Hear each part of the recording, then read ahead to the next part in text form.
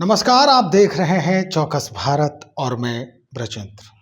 प्रशांत किशोर की पार्टी जनसुराज ने बिहार बदलने की ठानी है और इसी महीने एक रैली भी है। कहा यह गया कि भाई ये रैली बिल्कुल अद्भुत और अद्वितीय होगा, जो आज तक किसी ने भी नहीं देखा होगा। कुछ दिन पहले ही प्रदेश अध्यक्ष मनोज भारती ने ये सारे मामले जो हैं वो स्पष्ट कर चुके हैं कि भाई किस तरह की ये रैली होगी, क्या खास होगा, कैसे लोग आएंगे और कितने लोग आएंगे, ये सारी जानकारी उन्होंने दी।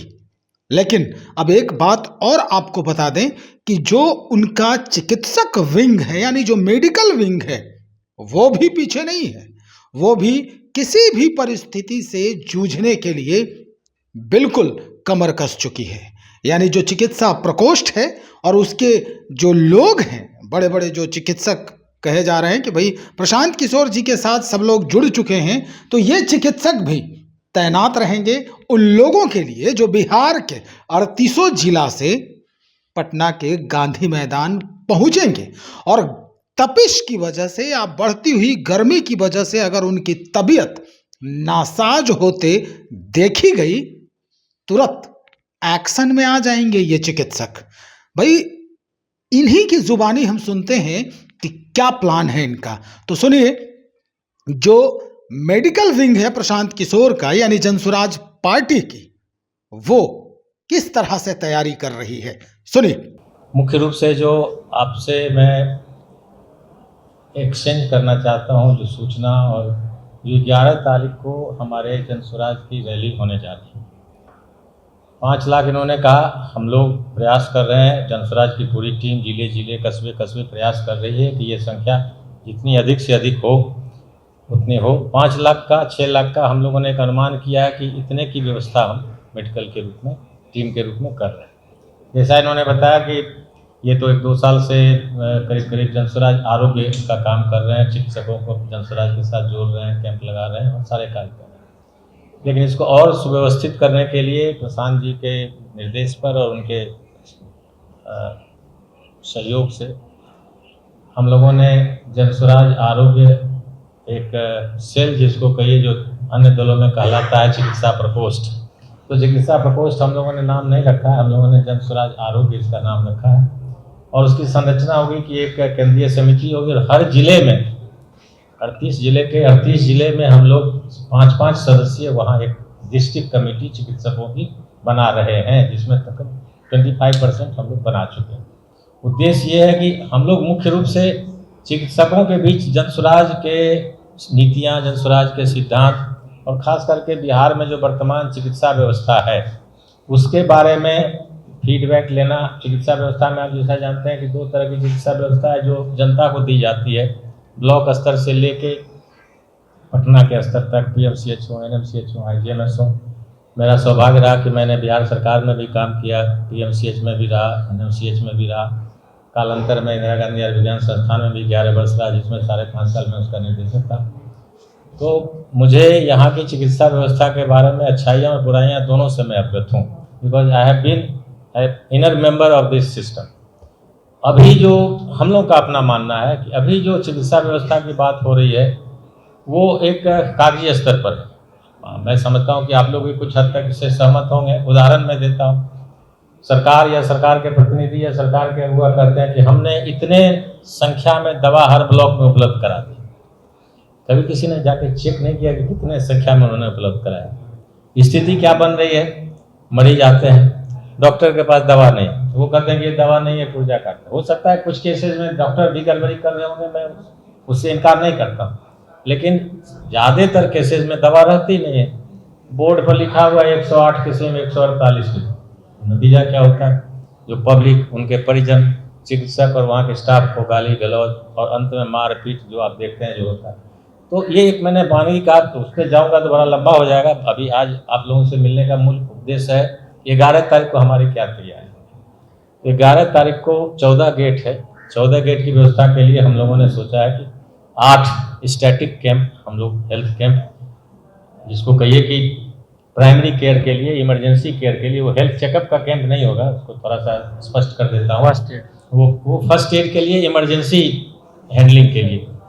इतनी बड़ी संख्या में लोग आएंगे, गर्मी का समय है, लू लग सकता है, कोई उम्र दराज हो उनको सांस की तकलीफ हो सकती है, चेस्ट पेन हो सकता है, किन्हीं को चोट लग जा सकती है, किन्हीं को डिहाइड्रेशन हो सकता है, किन्हीं को उल्टी हो सकती है, सो एंड सो फोर्थ। तो इस तरह के जितनी आकस्मिक कोई परिस्थिति बनेगी उस रैली के तहत, उनको एड्रेस करने के लिए, उनको सहायता देने के लिए ये 14 गेट में 8 हम लोग स्टैटिक, मैं फिर कह रहा हूँ स्टैटिक स्थायी वहाँ रहेगा। हर एक स्टैटिक कैंप के अंदर हमारे 1 या 2 चिकित्सक होंगे, 2 से 3 नर्सिंग स्टाफ होंगे, 2 से 3 वॉलेंटियर होंगे, और जितनी भी जीवन रक्षक दवाएं हैं और जो चोट उपचार दर्द इन सब की दवाएं हैं, ऑक्सीजनेशन की सुविधा होगी, एम्बुबैग जिससे रिससिटेट करने की सुविधा होगी। तो भीड़ में किसी प्रकार की कोई जो मेडिकल प्रॉब्लम हो सकती है उनको टैकल करने के लिए सारी सुविधा हम लोग एक ऑर्गेनाइज रूप से कर रहे हैं। अब स्टैटिक टीम के साथ वहाँ 5 हम लोग एम्बुलेंस रखेंगे जो ऑक्सीजन और ऑक्सीजन देने वाले टेक्नीशियन के साथ उपलब्ध रहेंगे।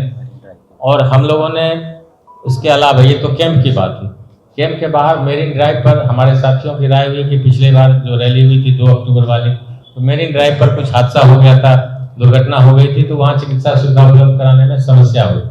इस बार हम लोगों ने तय किया है कि मेरीन ड्राइव पर भी जो वहाँ पुलिस थाना है, जो आप देख रहे होंगे रोटरी है दीघा के पास, वहाँ पर हम लोगों का एम्बुलेंस रहेगा और एक मेडिकल टीम, पैरामेडिकल टीम दवाओं के साथ, ऑक्सीजन के साथ वहाँ सुबह से लेके और रैली समाप्ति की भीड़ जब तक लौट नहीं जाएगी तब तक हमारी व्यवस्था वहाँ मेरीन ड्राइव पर ही रहेगी। ये स्टैटिक टीम, और इसके अलावा हम लोगों ने 3-4 अस्पतालों से समन्वय किया है, जिसमें कि आपको मेडिवर्सल है, रूबन है, मेडिवर्सल का एक यहाँ पर और अस्पताल है उनका, और 2-3 और अस्पतालों से हमारी बात हो रही है। तो उनके यहाँ रेफरल का हमने किया है कि 5-5 बेड कम से कम सब जगह, 2 बेड ICU का, वहाँ के चिकित्सक दल वो वहाँ आएंगे। अब हम लोग को अगर किसी को जरूरत होगी कि अस्पताल ले जाना है तो हमारी टीम एज पर अवेलेबिलिटी उस अस्पताल में ले जाएगी, वहाँ उनका उपचार होगा। सरकारी तो जिला प्रशासन और सिविल सर्जन साहब अपना जो भी एक कोई भी रैली होती है उसमें जो स्टैंडर्ड व्यवस्था होती है सभी अस्पतालों को, मैं भी था IGMS में, तो मुझे भी चिट्ठी जाती थी कि ये रैली है, आप इतना बेड रखिए, इतनी दवा रखिए, वो तो जाएगी। हम आशा करते हैं कि सरकार की व्यवस्था भी अच्छी होगी, लेकिन ये हमारे जनस्वराज आरोग्य टीम के तरफ से, जनस्वराज पार्टी के तरफ से ये व्यवस्था होगी। ये हम सरकार पर आधारित होकर, सरकार पर निर्भर होकर ये व्यवस्था नहीं कर रहे। तो मैं आने वाले जो भी हमारे साथी हैं उनसे मैं आग्रह करूंगा कि बड़ी से बड़ी संख्या में आएँ, जैसा कि हमारे सहयोगी मैडम ने कहा, और मैं उसके पॉलिटिकल पहलू पर नहीं जाऊंगा। बदलाव की रैली है, आना चाहिए, क्या परिस्थिति है ये आप लोग सब जानते हैं। मैं आश्वस्त करना चाहूँगा जनस्वराज आरोग्य की तरफ से कि आप इस चीज़ से निश्चित हो गया है, भगवान करे आपको कोई भी हेल्थ प्रॉब्लम ना हो, हमारी शुभकामना है।